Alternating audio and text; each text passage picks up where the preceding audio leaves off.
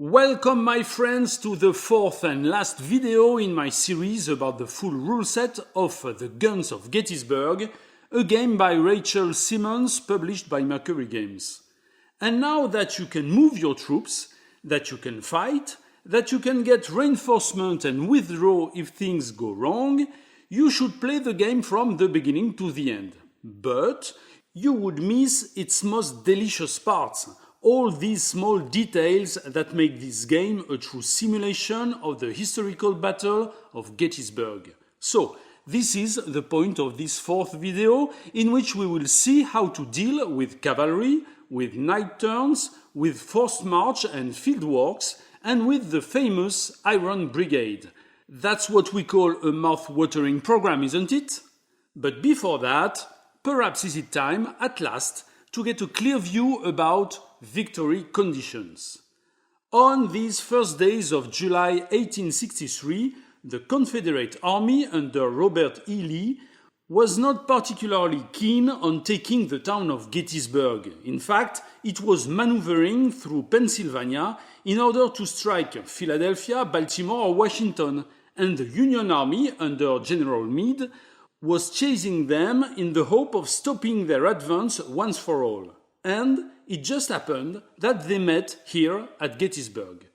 And thus you understand that victory conditions cannot just be summed up in the capture of the town of Gettysburg, because this city in itself was not so important. In fact, both armies wanted to prove their geographical dominance, the Confederates wanted to prove that no one could stop them, and the Union wanted to prove the opposite. Fine, but how to translate this into victory conditions? The idea of controlling the Gettysburg territory is represented by three objective tokens. At the beginning of the game, they are put on three areas of the map with a printed blue star. And the Confederate player wins the game as soon as he takes control of one of them. Only one is enough to win. And so, the Union player, on the opposite, must keep control of all three objective stars at all time. Red player wins as soon as he denies control over one star. Blue player wins if he prevents him from doing so until the end of the 3 days of Gettysburg, until the night of July 3rd. In fact, as we will see, these three blue stars don't refer to specific points in the countryside. They just symbolize the ownership of the land and the heart of the Union formation. And so, during the first turns of the game, the Union player will be able to move these objectives as his army will be setting its line of defense. In other words, the job for the Union player will be to define in the heat of battle the best location for his defense line. And first, what does it mean to control an objective star? In fact, the Union player has always the control over his objective stars as long as the Confederate player doesn't deny this control. And the first way to deny this control is to move through the star area. If a red unit moves through such an area, the star immediately turns red and blue player doesn't control it anymore. Beware, it must be a regular move, or a reinforcement move, or a winning attack move. The star control doesn't change with a withdraw move or an attack that end up in a failure. Okay, this is the hard way, but the Union player also loses control if the star is in a red unit's field of fire. In this example, this is enough to deny blue control over the objective star. It is in red unit's field of fire even if the star is blue. The objective is not under blue player's control anymore. And blue player also loses his objective star's control if he is not able to link it to any one of the three Union entry points. This link must be a continuous chain of areas, none of which being in an enemy field of fire or crossing an enemy unit. In this example, you see that the blue star area is surrounded by enemy fields of fire and is unable to link back to an entry point. Even if the star itself is not in an enemy field of fire, it is cut from its bases. And this control is checked at the end of any blue player's turn. That means that if red player denies blue control over one of the 3 stars, blue player has still one turn, his own turn, to fix the problem and take control back. But if he lacks control of one of the 3 stars at the end of his turn, the game ends immediately with a Confederate victory. Oh, but that seems very difficult for blue player. His first objective star is very close to the Chambersburg Confederate entry point. 1, 2, 3, in just 3 one-hour turns, red player can deny blue player's control and win the game. Of course, this is not so easy, and because of this rule, nobody can win on the first day of the battle. Victory conditions are not checked on the 1st of July, and this gives blue player some time to organize his defense and repel the initial onslaught. Okay, but still, it is difficult for the Union player to keep Confederate forces far from his 3 blue star objectives, especially if red units enter the game before blue units. As you remember, reinforcements are random and it is always possible that red units enter as soon as the first turn in the game, while blue player could wait for hours and hours. That seems unfair, isn't it? Luckily, blue player can move his blue stars away from the front line. Here is how it works. Let's take a full game example. This is the first turn of the game. Blue player cannot get any reinforcement, but red player is lucky and draws an actual reinforcement with his very first reinforcement token. In this example, I don't show the units on the board. We are just looking at reinforcement tokens and objective victory stars. Every time a player gets reinforcements, his reinforcement token is kept here on the edge of the board in the reinforcements received box. And at the end of the turn, after both players did play, we just count how many reinforcement tokens both players have. In other words, players compare how many reinforcement divisions they have received since the beginning of the game. And if the Confederate player received strictly more reinforcements than the Union player, if he has strictly more tokens in the reinforcement received box, the Union player can move one objective star to one adjacent area.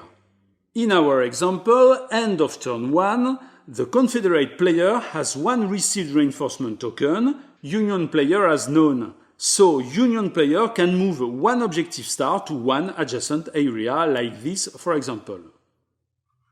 If next turn the Confederate player is lucky enough to receive another division, at the end of the turn, blue player can again move an objective star, and always one star to one adjacent area, even if the Confederate player has 2 reinforcement tokens.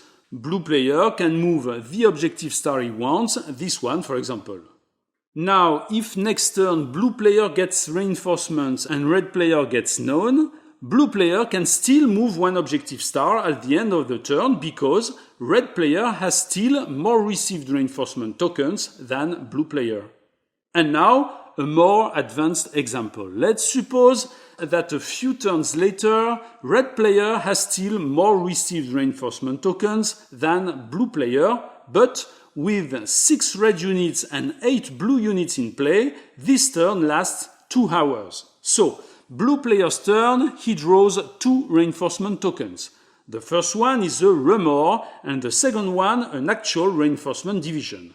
And what is very important here is to attach this reinforcement token to the exact hour it was drawn, the second hour in the turn. Why? Because look, now it's red player's turn and red player gets a reinforcement division on the first hour and nothing on the second one.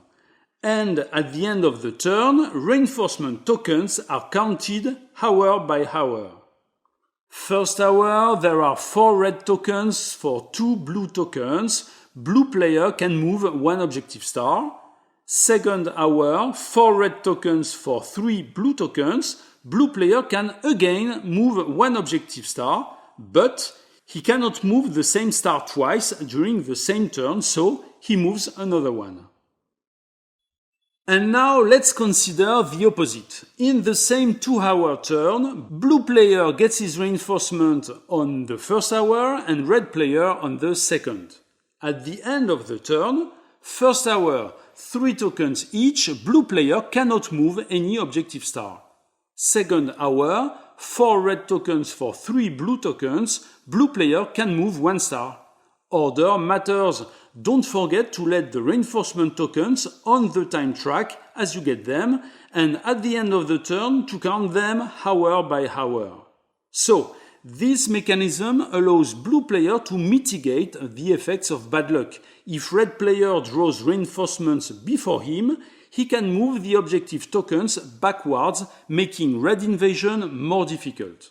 Fine, but this doesn't last forever. As soon as blue player gets his 4th reinforcement token, that's over, and he won't be able to move his objective star tokens anymore.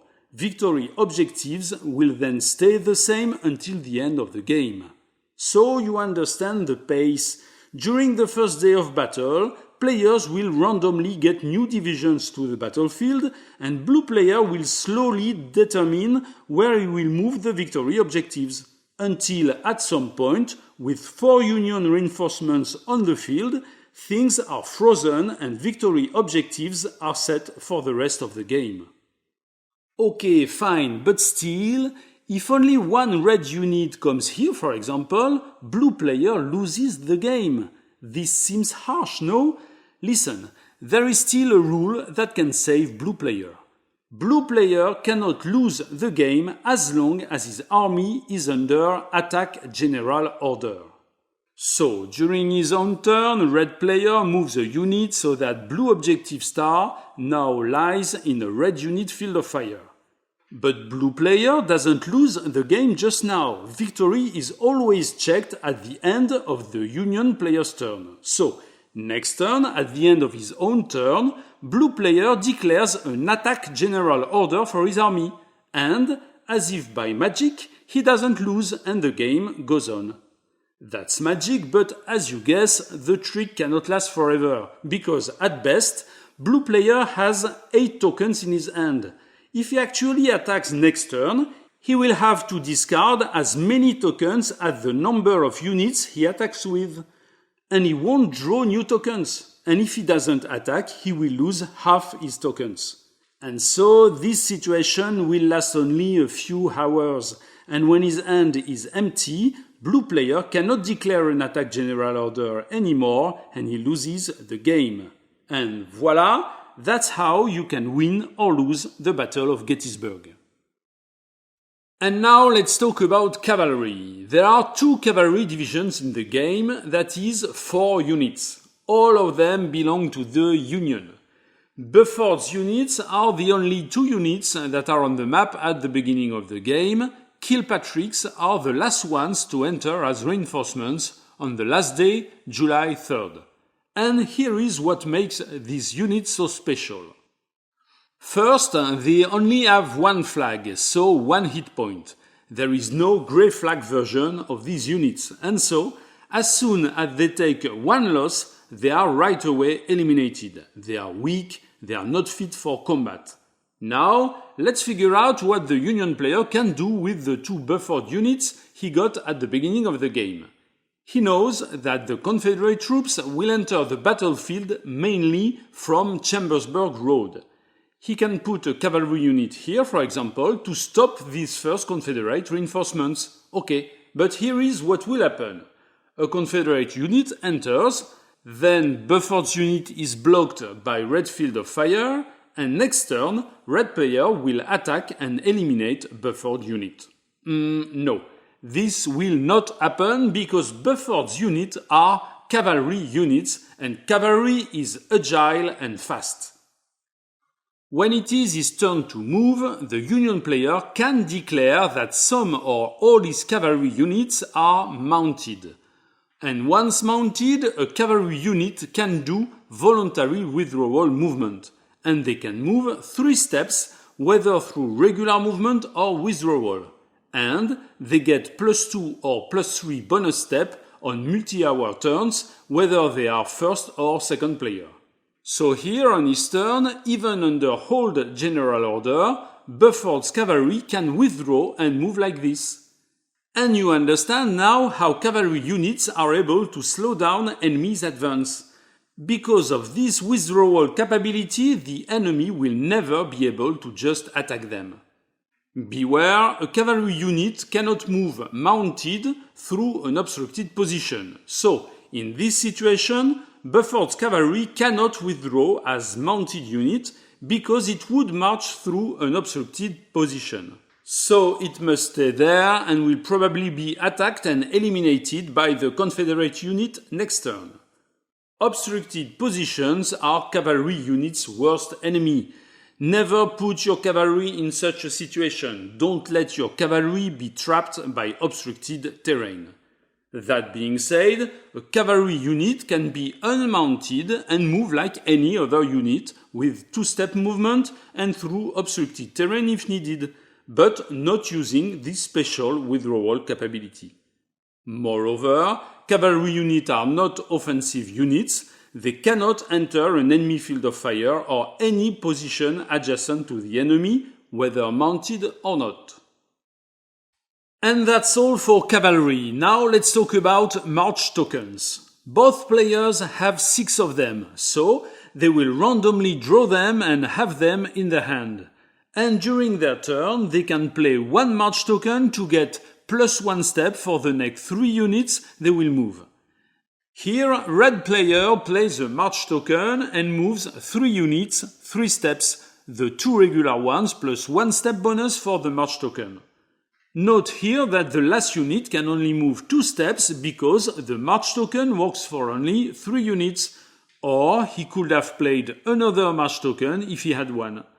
Once played, the march token is lost. It is not simply discarded, it is out of the game. A march token is always played during the regular march phase, but it can be played on a unit that already moved as withdrawal or reinforcement. The 1 bonus step it gives can be spent with no restriction. Okay, that's all, but in fact, these tokens are multi-purpose. They can be played as march tokens, as we just saw, but also as Fieldworks. But Fieldworks have something to do with night turns, so we will first talk about the night. Every day on the time track ends with a grey box. This is the night turn and it represents a period going from 9 p.m. to 5 a.m. the day after. But from the game's point of view, it's a 1 hour long turn and it can never be part of a multi-hour turn. So, for example, let's suppose it's 7 p.m. and there are a lot of units from both sides on the map. You are the second player and you should decide the length of the turn. I let you do the math, the turn should last 4 hours. But because there is only 2 hours left before the night, and because you cannot include the night turn inside a multi-hour turn, the default duration of the turn is 2 hours. Of course, as the second player, you can shorten it to 1 hour, but in no way can it last longer than 2 hours.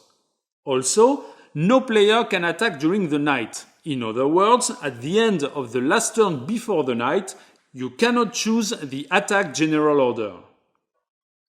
Night is also the turn where players set up reinforcement time tokens for the next day as shown on the top of the time track.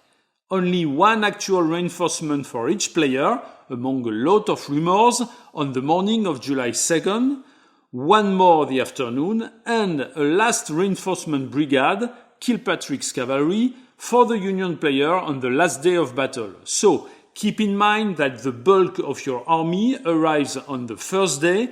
Don't expect many reinforcements over the next days. Also, at the end of the night, all discarded tokens are shuffled back into players' reserve. That's important because that means that every new day the odds are reset. If, for example, as red player you discarded this precious 2-gun token during the first day because Hood was not yet on the map, during the night you get this token back to your reserve and you can draw it again during the second day.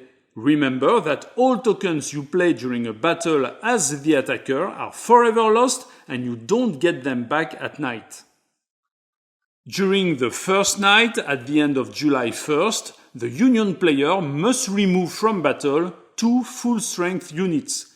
This represents the forces required to protect the army's left flank. Historically, these were the 2 Buffords units. And that's the best choice for the Union player because they are his weakest units and they are not very useful after the first day. But if he lost one or both in combat, he must remove other full-strength units instead. So, if you are the Union player, you'd better keep Buffered's units alive to be removed during the first night.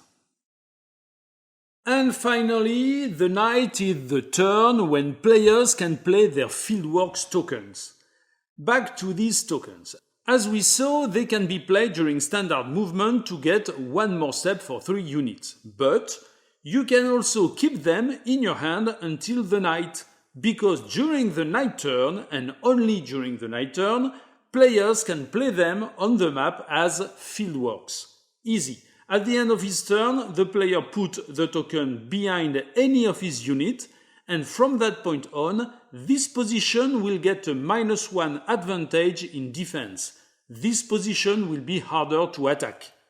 Beware, the Fieldworks token is oriented. If that same position is attacked from behind, it doesn't get any defense bonus. The Fieldworks will stay on the map until the end of the game. They cannot be removed nor destroyed, and if an opponent unit takes its position, it can benefit from the defense bonus if attacked. Fine, and our very last topic, I've saved the best for last, the Iron Brigade. This is a unit that is part of Reynolds' division. So it enters the game with the 2 other regular Reynolds units when their reinforcement token is drawn. The Iron Brigade is only the one unit printed on a black background. It has its own replacement grey units, one with 2 flags and one with 1 flag. And this reduced unit cannot be used to replace the other 2 regular Reynolds units. Okay, and what does it change? Simple, the Black Iron Brigade unit gets a defense advantage of -2 when attacked.